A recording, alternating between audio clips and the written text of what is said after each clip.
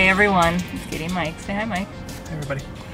We just got out of Ghostbusters, the newest, the 2016. So obviously we're a little biased because we both loved the first one, and we were just really hoping that this one was going to be good.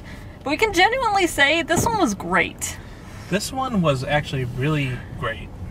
I mean, first of all, like, there are flaws to it, and a little bit, and there's some pacing issues, which I found with Paul Feig's stuff tends to be the case. Like, a scene will go on too long, or a bit might be a little long. Or something gets really slow for a short amount of time before it really picks up again. And then when it picks up, it's like, wow, this is like going way too fast now. Yeah, but that being said, first of all, it was just super enjoyable. Like, I felt like there was just a lot of fun. It was just fun almost like the whole way. They did a lot of smart things with it. And I mean, I'm gonna just say right off the bat, like, if you like really funny kind of action comedies, definitely go see this movie. If you like Kate McKinnon, this is your movie to go see because it's great. Yeah, there was a lot of it that I really, really liked. Yep. Agree. I think we should get it out of the way. Comparisons to the first movie, because anyone is probably going to do that. There are certainly... It will probably be what people expect. It is... Like, as far as tone, or as far as... But I mean, like, that's what people would expect of anyone reviewing it, comparing it to the first one. I mean, not in a, like, which one's better way, because, like, you're not going to be able to do that. But I mean, like, it is much more of a sort of action-y, shoot-em-up sort of movie than towards the end, in the third act. Yeah, in the third act. It's much more action-y, shoot-em-up than, I guess, ghost capturing and preventing of an apocalypse. Well, there is both preventing of an apocalypse, but I mean, like, it's much more action-y, shoot-em-up than the original. I will say there's a little bit, and some of that I think might honestly be that they can do with the special effects, whereas the other one they couldn't. But it's still probably a bit of the times. A lot of what they're doing though is still them. It's because some of the charm of the original Ghostbusters is the fact that these are like four guys who, I mean, they know what they're doing. But at the same time, they're working with, like, they're very new. They're working with equipment that is, like, untested. That is untested and is kind of cobbled together. And so, like, a lot of the comedy comes from that. And this movie still has that. They don't stylize the stuff too much. It's just that there's more of Holtzman, who is the engineer of the group, designing more crazy stuff. But it still feels like stuff that she came up with on the fly. Mm-hmm. So it's not like it's super duper stylized. They still have, like, they still live in a crappy place room above a Chinese diner. Yeah, which you see a little bit in the trailers. So as far as that goes, I think that they captured the spirit of, like, here are these people and they actually do know what they're talking about, but they're kind of a mess, and then they all have to go and prevent the thing prevent a bad thing from happening. I'm not gonna. They're the only ones that can. Because they're the only ones that can. There's some really interesting things that the movie does that that deviates actually from the original, and I want to talk about those in spoilers. Yeah, there's a lot of sort of, like, they didn't really just remake the first one, but they sort of. There's a little bit of early on sort of similarities, but I mean, it's like sort of... But again, some of that is just the whole, like, they're scrappy scientists who pulling it together with the bootstraps. Yeah, exactly. So, like, some of that is simply the story. The story of Ghostbusters. It's like the tone. If they deviated from that, it wouldn't be, like, people would be complaining that they didn't do enough to make it like... that it's not the same. Well, there's a bit of realism to it because paranormal sort of stuff is the joke science sort of thing. But that's what I'm saying. Yeah. But if they deviated too much from that idea, then it's unrealistic. Yeah, exactly. So, like, yeah, a lot of, and there are certain nods, but at the same time, there's enough difference, and the characters are actually, well, they take some, like, oh, you can kind of see this person there. Yeah. I feel like, I honestly think, because I know people thought Kate McKinnon's character was going to be Egon because of the hair, which I totally see, by the way. Actually, some people have said it's like if Jeff Goldblum was a Ghostbuster, which is very much because she's very eccentric and her joke, like, and it's so funny. She's like one of my favorite parts of the whole movie, but it is very Goldblum-y. She is Goldblum-y it up a bit. Which, again, I don't mind because it was charming. Yeah. But actually, Abby, Melissa McCarthy, had, I feel like, the most Ray, because she's very Ray Stantz in this.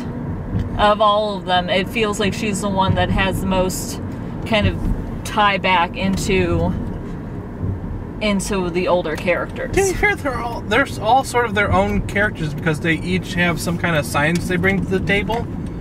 And sort of like, the one is the math, the other is sort of like the engineering, and the other is sort of paranormal. Yeah, I don't think she actually has a degree. I don't know if they've ever actually explained that, or if she does, she has like a really low degree. Some kind of science. And then I will say, and people did complain about Patty, who is, oh gosh, what's the actress's name? I have the cast list up.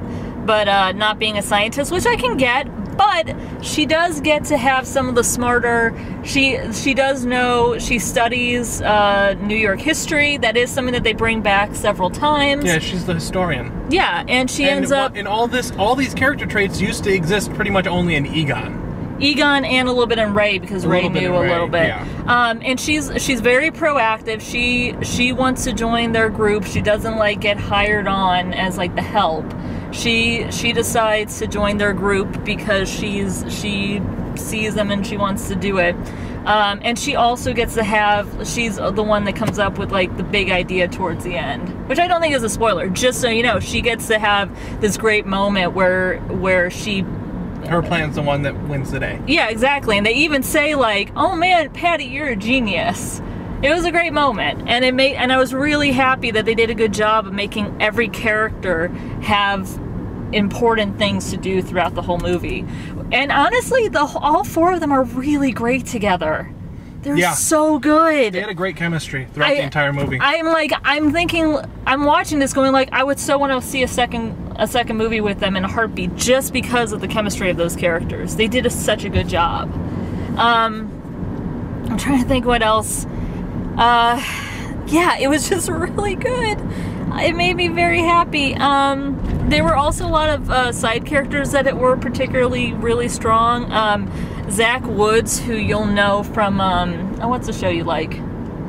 Sorry, the guy from Silicon Valley. Silicon Valley plays the tour guide at the beginning, who's basically the librarian character. But he has some really funny, like, moments early in the first movie. Yeah, he's the first person that kind of is talking, and it's this haunted historical building. But he has some like really funny lines that he says while he's giving this tour that and one of which I had already heard. But yeah, so that one was funny. There was also Matt Walsh, who you'll know from Veep and like a billion other things, was in this movie, and it was just a joy to have him in, because we just finished Veep. We just caught up to Veep in the last couple weeks, so I was just really happy that he was involved. Actually, and then the other guy was one of the professors on Community. Oh, and by the way, Leslie Jones plays Patty. But yeah, there were so many really good little small character roles. Michael McDonald, who's another character actor. And then, yeah, Michael Kenneth Williams played the other agent. I'm looking here. Andy Garcia played the mayor. And I thought it was an interesting take for the mayor, because again, they could have gone a totally different direction. And then Cicely Strong plays the mayor's aide, who, again, she has some really funny moments. And it's one of those characters where I don't know how to explain it. It just, because sometimes it's really easy for that kind of like performer playing that kind of role to not stay in character, I guess, you know? And it does, and then it comes off as kind of flawed or like kind of fake. And she really like, she nailed that like really small role, you know? Yeah. I'm trying to think what we should say about, and then I thought that it was also interesting, again, they didn't go with, they went with a brand new villain, but something still kind of, that feels like something that could have been out of like the Ghost, like a Ghostbusters sequel. It feels like something that could have been in the original series. It feels like something that could have been within the mythos. I mean, honestly, like, we both grew up watching the Ghostbusters cartoon. It could have been an episode of the cartoon, you know? And... that would have been a double length. Yeah, it would have been a long episode. Two-parter. Two-parter. And, but yeah, and then I know that people are going to say, well, but this bad guy, like, part of it is that he was bullied all of his life, so he's doing this to get revenge. And of course people are going to be like, oh, so they're just making fun of, like... But he's like, it's a choice. And honestly, and I like the fact that they try to point out, because he's like, oh, you've never understood. You've never been rejected. And they're like, no, we get rejected we're always rejected. And he doesn't listen. It's kind of, you know, it's making a point. I didn't mind it. Yeah, there's very little that I disliked. There were, like I said, there were a few maybe slower moments where maybe a couple lines didn't land, or I wasn't sure why a scene went on for as long as it did, you know? I know that the other reviews have been saying that the action scene went on too long and it was too actiony. Honestly, and again, it's one of those things where I so rarely get to see 4 women just kicking ass, and I got to see that in this movie, and I'm not mad about that. I'm not gonna, like, I got to see Kate McKinnon just like take out like 2 pistols and shoot ghosts and pistol whips. Yeah, and pistol whip them. I got to see Melissa McCarthy punch a ghost in the face. There were so many great moments in that, and where they worked together too. And they all had, that was the thing, like their friendship throughout between the 4 of them is so good, and they let them actually have moments where they're working together or they're hanging out and they feel like real friends. Mm-hmm. Yeah, I'm sorry. I know I'm being like super gushy about this movie. So yeah, I'm sorry. I just really like this movie.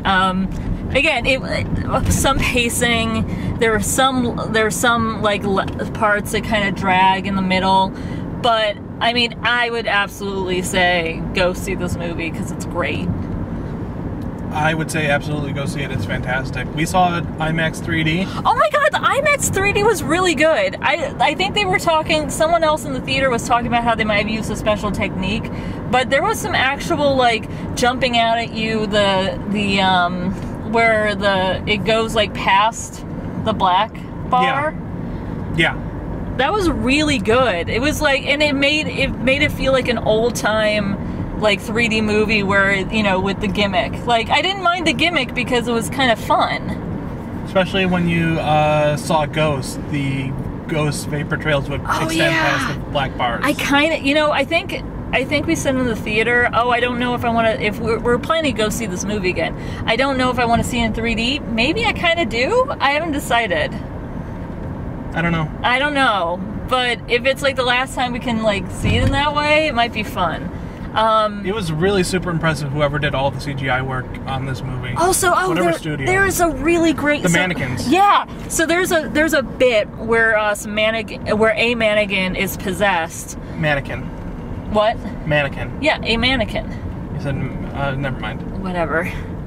So, and what works about it, because you know how in current movies the CGI looks so fake, and it feels inauthentic for the movie. In this movie, while granted the ghosts are very cartoonish, actually I really liked the the more like human ghosts, how they looked. They had a really nice feel to them. But then there were other ghosts that were more cartoonish, but they looked like they were supposed to be cartoonish, you know? So my point is, though, there's this part where this mannequin is possessed and is chasing after them, and the mannequin looks like an actual physical object. Yeah. It looks like that even when it's moving around. And I was just really impressed by how subtle it was, how subtle the special effect was, and it made it way creepier because it actually looked like a real object that was moving. I'm not sure if they did maybe half it being there and half special effects or whatever, but I just thought it was a really good job.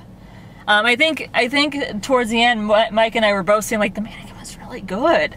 But yeah, there was a lot of really, I don't think Mike actually said he was scared.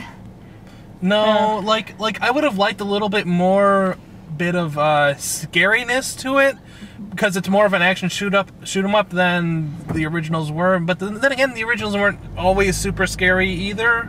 My thing too is that, like, I thought that there was just enough scary stuff for, yeah, that was actually pretty. Was really sort of the best scary part of it.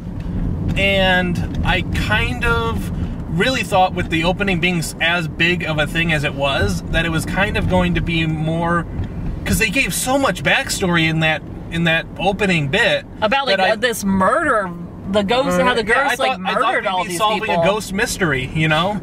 And I kind of wanted that, like, solving a ghost mystery. But you know what? First of all, I'm not a scary movie person. So when I saw that, I was like, not necessarily edging on too scary for me, but I was like, oh man, I hope this doesn't mean that it's escalating more and more scary. So I didn't mind the fact that it wasn't super, there were some jump scares and stuff. I didn't mind the fact that they dialed it down. Plus, they are trying to get kids into this movie. I know, but ghost mystery. Ghost mystery. That would have been fun.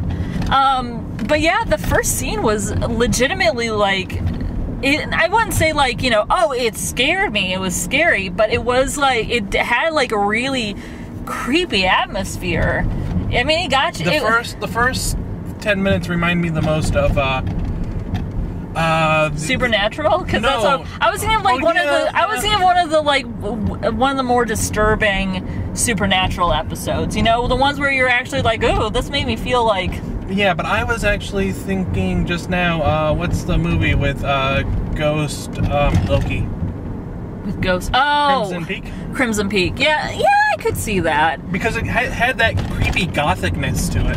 Yeah, like, the tone is really good in this. By the way, I was trying to tell you who, this is because we're talking about the beginning, I was trying to tell you who played the professor at the beginning. Did you recognize him? No, who was it? That was the Dad Lannister. Oh, that guy. Yeah, I knew that guy. I thought you meant the dean at the other university. No, I didn't. You know what? I recognized him, but I can't think of who he is. I feel like he's just a character actor. But then Ed Begley Jr. was the head of the museum. There's also there's this great stupid joke where, you know, they go to this, you know what I'm talking about, right? I know that joke. All right, I'm just gonna brilliant. Should I say it or should I not spoil it? Let's just say spoilers now. All right, fine. First of all, go see this movie. It was great. If you're okay to see things in 3D, if your eyes can take it and you're like, and you don't get headaches, definitely see it in 3D because I thought it was actually worth it. But this was really funny. IMAX 3D it. Stick it to the people that are giving you the 2 on freaking IMDb. Yeah, I just really liked this movie. It was really fun. If you really liked the Ghostbusters movie or the original, I mean, go into it just knowing it's not going to be the same. But I feel like you're going to like the spirit of it because it really does. It does so much of the cool stuff that the original did, as far as, like, a team of scientists just kicking ghosts' butt in, like, the most awkward ways possible. I'm really excited to see it again. All right, anyway, okay, ready? Spoilers. Are you ready? I don't even know what to spoil first. All right, let's talk about the joke. All right, so this was one of the jokes that made me laugh. There were actually quite a few. And first of all, Kay McKinnon had so many of them. Yeah, she there were a so lot of funny. great jokes in this movie. Like, just flat out, just conversational humor jokes. I really liked that. Yeah. But this was one of the ones that was really fabulous. Go. So they go to this place that they find out was haunted. It's one that just the three of them are there. And they're like, oh, we need to see, like, I don't know what his name was. Like, Ed George. Beagley. No, it was like George Watson or something. And he's like, oh, George Watson? He died 15 years ago. He died 15 years ago. And so Abby and Holtzman are like, oh, because they didn't see the guy. Oh my God, he was a ghost the whole time. Like, oh my God. And what's her face's name? I know it too. I can't think of it. That's one thing. One criticism. I forgot the names besides Holtzman and Abby and Patty. I know that. I just can't think of. There's a parking space. Are you sure it's parking? Yeah, All right, be careful. Spot. You be careful. I don't know. I'm just. Aaron. No, I remember that. So Aaron, who's Kristen Wiig, is like, no, I saw him. I saw him today, and he walks, and then it just like cuts, or like the camera pans to Ed Begley Jr. and he's like, he's right there, and then it goes, oh, that's George Watson Jr. That's his son. How did you not think that that's what we meant? It's such a dumb joke. But there are lots of really like, and I think Paul Feig does this really well. Lots of little jokes like that. There's a running gag where they keep getting wonton soup, and there's like one wonton. It's just like, come on! I want a decent ratio of wontons to soup. What is so hard about that? There's so many good little bits in this. All right, so we can talk a little bit about the cameos, I feel like. Let's do that now. Okay, I'm just gonna keep parking because I'm finding it fun. Let's not. Why can't you just keep parking and then stop? Because I don't like how unstraight I was. Okay, well, and I'm I'm gonna help you. Wait, I'm gonna turn this off and I'm gonna help you park. I'm good. I'm gonna do it right now. We will be back. I'm good. Okay, we're parked. All right, so the cameos. And we can tie this in also to like all the little nods. It got a little. I will compare it a lot to The Force Awakens as far as like, oh, you gotta show the little ball thing, and you gotta show the chest thing. And granted, I get a kick out of that, but I realize it gets a little overdone. I will say, I thought that, because they do a reference to the Stay Puft Marshmallow Man, but they don't actually have him come back, so it's not like the third Death Star thing in Force Awakens. It's a nod that I thought worked well enough. It was an appropriate nod. Yeah, it was an appropriate nod. So what it is that there's this ghostly, like, parade, like Macy's Day Parade that's happening. And good old Mr. Stay Puft is one of those. Yeah, because... At the end. Right at the end. Right at the end. And then he squishes three of them, and then Aaron has to save the day. So that was kind of fun. And like I said, and it worked because, you know, it was... And that was it, and then they were done. I thought all the cameos were actually pretty well done. I felt like Bill Murray's was the one that went on too long. It would not have been bad if we didn't see him on TV first. So he plays this, like, ghost debunker, okay? And you see him on TV first going like, they're fake. And then he goes to see them. And then he convinces them to open up one of their containers to let out the ghost to prove him, and then it just knocks him out the window, and then we never hear that he actually died, but it's really highly implied. Super, super duper implied. Super implied that he died. Yeah. Maybe, I almost wish that they had just gone like, you're lucky there was like a big pile of trash. Big pile of trash. You're lucky that dump truck just drove right on by. Yeah, exactly. With the open lid. Exactly. Otherwise, okay. we could be taking you in for murder charges. So then what else?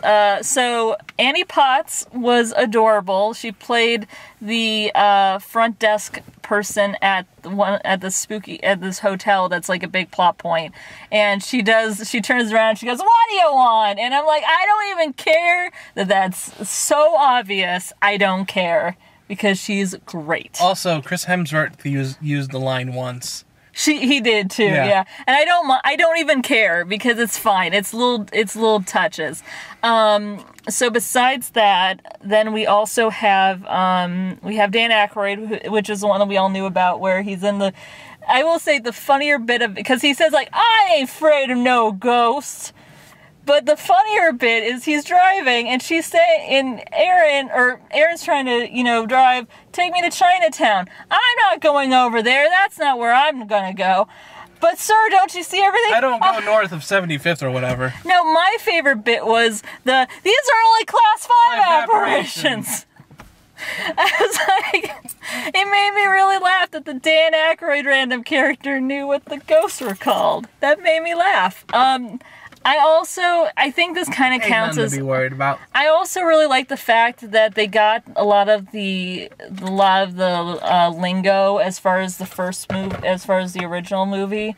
It felt like they were talking about the same pseudoscience as in the first movie, and it felt like they knew what they were talking about. So I really like that. I thought it was interesting how it wasn't even a bad. I like the way that they came up with how they did the ghost, where it's just this annoying graffitier, where they ask him if he's seen a ghost, and he mockingly draws a ghost, and it goes, "Oh, you don't want me to do that anymore? Fine, and I'll put the circle." And then Holtzman, who again is my favorite, but takes a picture, is like, "That would make a good logo."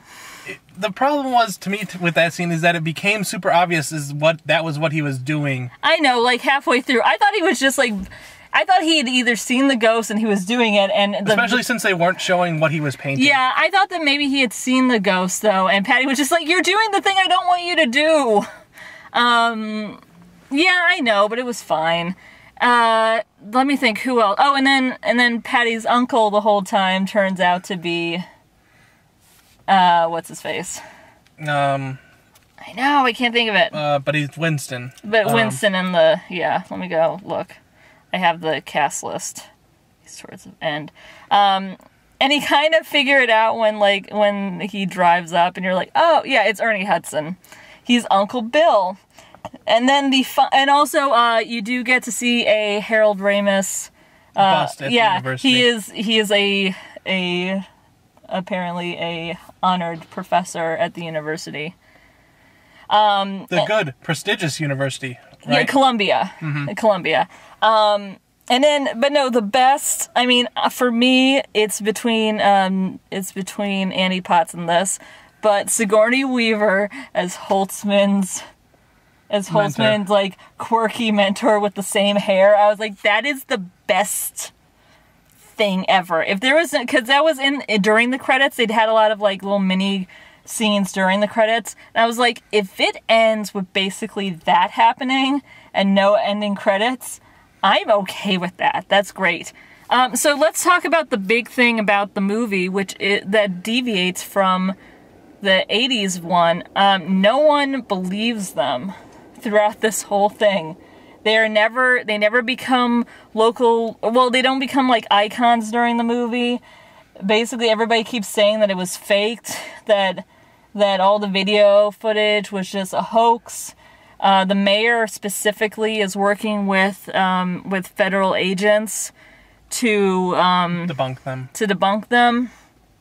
But they were like, "Oh, well, we'll still let you work, and we really appreciate it, and we'll totally clean up afterwards, but it will include you always getting blamed for it."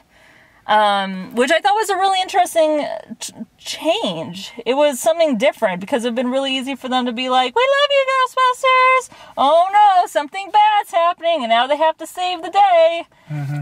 There's no EPA agent, so this movie was not anti-EPA. Next movie might be anti-EPA, I don't know. Maybe. But I like Cicely Strong just going like, we really, like, being like that perfect person again. We really need you.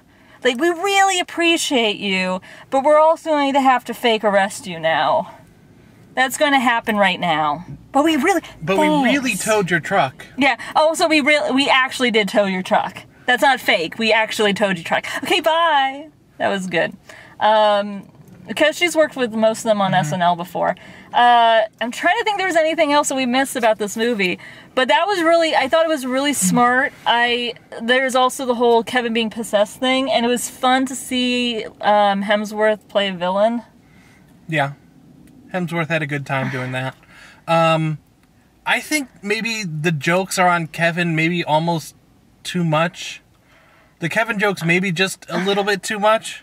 I like Kevin and the jokes that they do give him, but I maybe would have done 8 out of 10 of the jokes that they did. I can appreciate that. I do like the fact that the women around him just acknowledge the fact that, like... I love that he wears glasses with no lenses. Yes, that was such a great... And the great thing is, for most of these jokes, you realize that... So, the best Kevin joke for me... I know that a lot of people like the my cat thing, but I knew about that one beforehand, so I knew it was happening. The photos?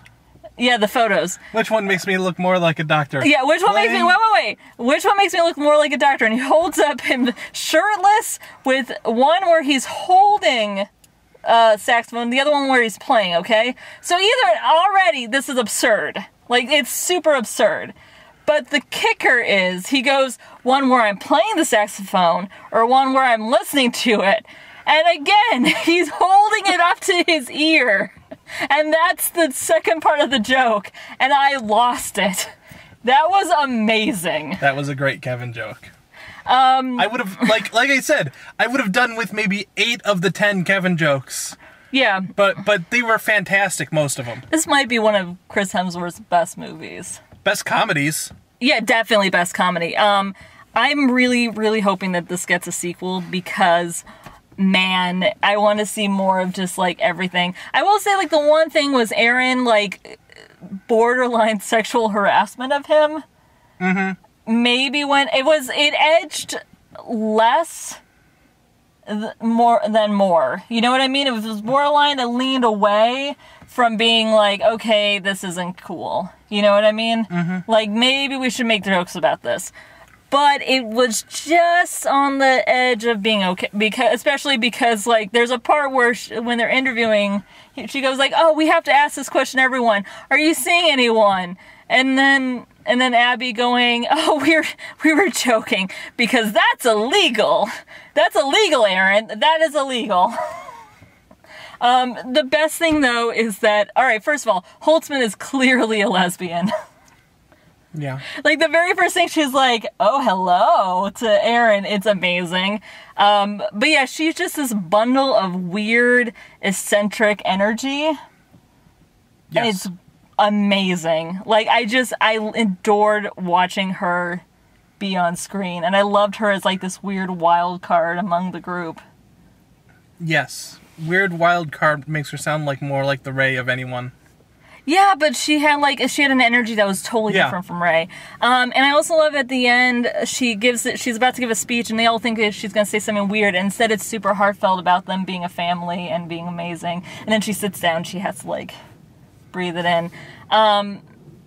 We haven't talked about the villain. I thought the villain was, I mean, it was an interesting villain. He wasn't the, like, highlight of the movie, but I thought he did. I think one of the things that hurts his presence is that because he dies, the actual actor is gone from the movie. Yeah, a little bit. And it sort of hurts his presence as a villain. Yeah, especially because then he gets, like, super giddy in a way that he never really was earlier in the movie. Yeah. Which, I mean, I guess, like, after you become a ghost, that probably changes your point of view of the world.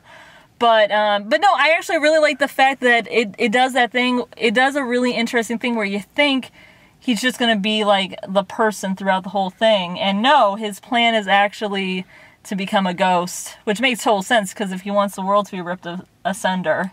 By ghosts. Yeah.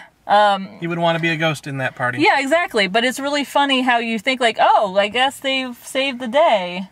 Nope. Well, I really didn't think they did, but well, I didn't either, but I like the fact that bad guy isn't gone. You know what I mean? Yeah. It was a nice a nice, I wouldn't say twist, but a nice turn towards what could have been a very stereotypical A, B, C, D, E, F, G of the plot. Yeah. Besides that, I'm trying to think there's anything else. Again, Evil Kevin was actually pretty entertaining. It was nice to see Chris Hemsworth get to like stretch into like kind of a gleeful bad guy. Yes. So, besides that, can you think of anything else? I'm just super excited that this movie, and again, not everybody's gonna like it, and that's fine. Some people are gonna like it or gonna dislike it out of spite. And I get that. It sucks because you're putting in way too much energy hating something just because it's not something from like 20, 30 years ago, you know? But, and some people might just not like it because it didn't work for them as well. I just had so much fun with this movie that even some of the stuff that wasn't, that, you know, like, oh, that wasn't perfect, or, oh, that scene could have been edited a little better. That whole second quarter is a little bit slow. Yeah, I actually thought the last third actually was stronger. I still like the action scene a lot. Mm-hmm. But that's because, like, I don't get to see that often. It makes me happy. I think the last third was actually really good. Yeah, I thought that, and I felt like their friendship and their camaraderie was super earned. And they showed it on screen at the end. Yeah. Oh my God, the ending. So you know, they've got this new place. In fact, that was the other great thing. Oh, we forgot about one of the best jokes in the movie. Thank God we remembered this. You know what I'm talking about, right? Yes. So they're trying to they do the bit from the first movie where they're looking for a place to do their busting, to do their business, and the retailer brings them to the firehouse, and you're thinking, oh, they're recreating the bit, but it's gorgeous inside because that building is incredibly well maintained, obviously, and they're like, oh my God, this is gorgeous, and Holtzman and Abby are just freaking out because they're like, oh my God, there's a stripper pole, there's a second floor, this is gorgeous inside, it's so cool. They're like, that's great. And then how much money was it? Was it like $2,700 a month, or yeah, it was like $27,000 a month or something? It was like some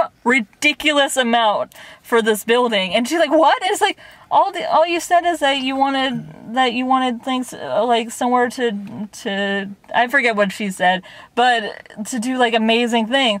Like, well, we need something cheap, way cheaper. And so they end up going to the Chinese food, like above the Chinese food restaurant. So then at the very end of the movie, they're told, oh, we're still going to try, the mayor's still keeping this under wraps, but obviously he's very grateful to you. So we are going to be 100% behind you. We need to be better prepared in the future for this stuff. Yeah. Even though but we still want you to keep it on the down low, but you have our full funding. Anything you need. And she goes, anything. And it cuts to them getting the fire station, which I felt like was, again, it feels super earned. And it's also a great joke because there's no way in hell that a building like that in the middle of New York is going to be something that like 3 broke women could ever afford. So I love the fact that they totally acknowledge that there's just no way that would work. They also acknowledge the fact that it is incredibly illegal for them to have a siren on the top of their car. Someone mentioned that when they were live tweeting the original movie, where they're like, isn't it like super illegal to dress up your car like a police vehicle and like put the siren on? That's really illegal. Why are they not arrested for that alone? And so that was a great moment. There was that one scene where they had the lines, do you guys even know how many federal laws you guys break just driving around? And Holtzman is like, is it 2? Or is it 1? No. Is it 2? No. Is it 1? Is it 1? It's so good. I know, it's like, I love Kate McKinnon so much. My crush on her has been justified by this movie. I'm so happy. We're so seeing it again. But no, okay, so we gotta talk about the end. So the two things about the ending. One, there's this really nice bit, so they get the firehouse and they're starting all their very, like, actual trapping stuff. Because they don't do that as much in this, which I like too. They only had one trap and it kind of only worked a little bit, and they could only keep one thing. They struggled to even catch it. They struggled to catch it. Yeah, I thought that was actually done really well. So, but they're doing the new system. But then Patty says, "Hey guys, we need to go to the roof. You need to see this." So they go up there. And again, so far in the whole movie, everybody was accepting the fact that they were fakes. But towards the end, you know, after they saved the day, people started questioning, and so you see all these lights where they were spelling out, like, "I love GB" or "Go Ghostbusters," you know, like all these lights to show their support. Luckily on the side of each of the buildings so they could see it. That was very convenient. Good job. I'm assuming it was all the way around, but it made me laugh. It's nice that they had the right angle. So they're all standing there, the four of them, just super proud and feeling like they finally got the recognition and the gratitude of the city after saving the day and saving, like, the entire world. So that was super good, right? Mm-hmm. I was game for a clump. So then the credits roll, and the credits roll, and the credits roll, and the credits roll. Actually, really fun credits. You were mentioning that. Yeah, they did animated credits throughout the entire credit sequence, which was something. And again, the 3D was really fun. Mm-hmm. So we get to the end, and they're doing stuff, and it's actually Patty who's listening to some of the tape. And she goes, "Huh?" And they're like, "Well, what's wrong?" So she's listening in, and she goes, "Guys, what's Zool?" And I went, you could hear me, right? I went, "Oh, sequel." And I know it's sequel bait. I don't care. It is a smart way to do it, though. You have an original idea as far as, like, the first movie to set it up, and then you bring back the old original villain. I mean, Star Trek also did it, and I know people were pissed off about it, but this one, they're not pretending that it's another character. This would just be Zool. So God help me, I want a sequel so bad. This was kind of everything I was hoping for in this movie.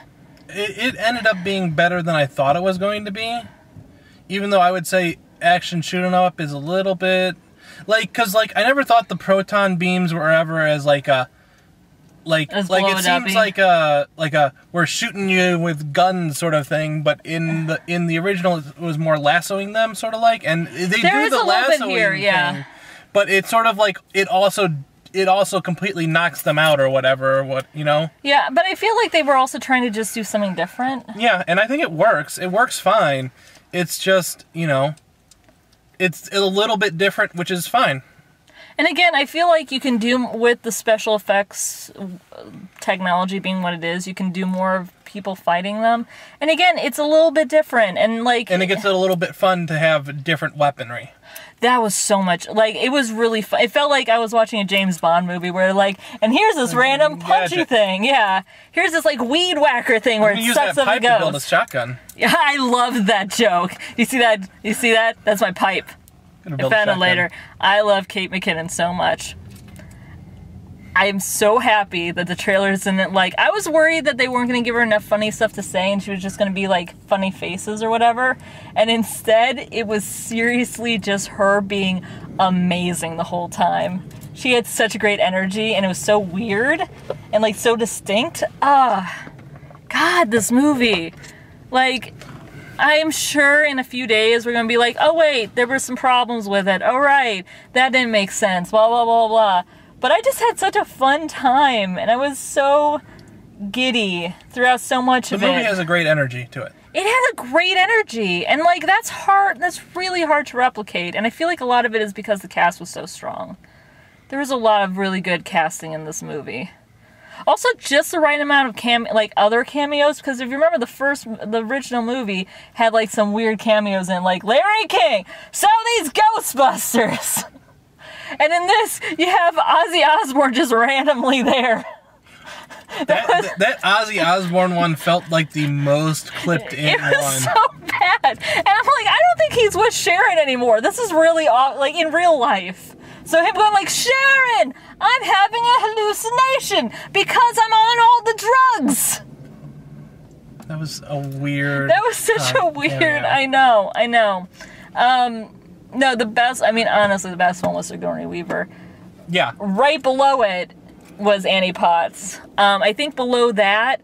Man, I wish Ernie Hudson had been able to do more. He barely got any jokes. Everybody else got jokes.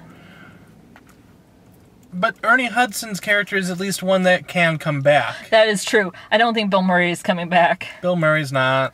I don't think he wants to. Bill Murray passed his torch. Dan Aykroyd can do whatever the heck he wants. Yeah. He's the producer. Yeah, exactly. Again, I don't even think... The funniest part of Dan Aykroyd's is seriously the fact that the taxi driver knew the spectrum. All right, so here's something we haven't talked about. How about the fact that Slimer's in there and he has a girlfriend? Slimer's girlfriend. Here's the thing, though. It's not like Slimer in drag, because that's not what it is. It's literally he steals. This was actually kind of funny. He steals the Ghostbuster car. Slimer's just out there having fun. Yeah, he went and he picked up a girl and who happened to like have lipstick and a wig on. But again, I worried about that at first, but I'm like, it's just seriously like, it's just a girl ghost. He's eating hot dogs and, going out for a joyride. Yeah. I mean, that's not a crime. Slimer... It is actually a crime. Well, stealing a car and then going for a joyride is a crime, Mike. Well, that technicality, yeah. But he's not doing anything that illegal. Yeah. Anyway, but my point is that he didn't try to kill the Ghostbusters. He just went out for a joyride. The funniest thing about the backlash to this movie, I'm actually surprised that hasn't gotten people like, oh, there was a girl Slimer, blah. But the funniest thing is... Well, that's because all the people that are angry about the movie haven't seen it yet. That is true. But one of the things that those people were, like, really mad about is, like, there's a dick where they get hit in the dick. It is the shortest little joke, is that, like, the way that they get the bad guy who is blown up as their... Are they talking about that final shot thing? Yeah. Where it's like, let's get him distracted, or let's get him... It's like, it's the shortest thing. It's not like you get like a close-up of where his crotch would be and it gets hit. It's like, it's from the side and they go like, that's where you want us to hit him, right? Yeah. And then they go on with their business. It's the shortest joke. And I've seen so many idiots make a big deal out of it. It's ridiculous. There are worse played crotch. There's so many! Things. And they're all in terrible movies, whereas this is a good movie that just had a couple... Honestly, that and, like, the one fart joke, I was like, not my favorite joke. I could have done without it. But whatever. Like, it was a handful of jokes that didn't land compared to all the jokes that did. I'm so happy with this movie. We've been talking a long time. A lot. I'm really excited to go see it again. I thought that honestly so much of it worked, and it makes me super excited for it as a franchise and as like more movies. I'm really hoping that happens. I would hate to look back on this video in like 3 years and it just didn't happen, so I hope it happens. I just want to see these characters again because they were really fun, and definitely go see it. Definitely. So with that, are you good? I'm good. Okay. Katie? Mike? JustPlaySomething.com. We'll see you later. Bye, everybody. Bye.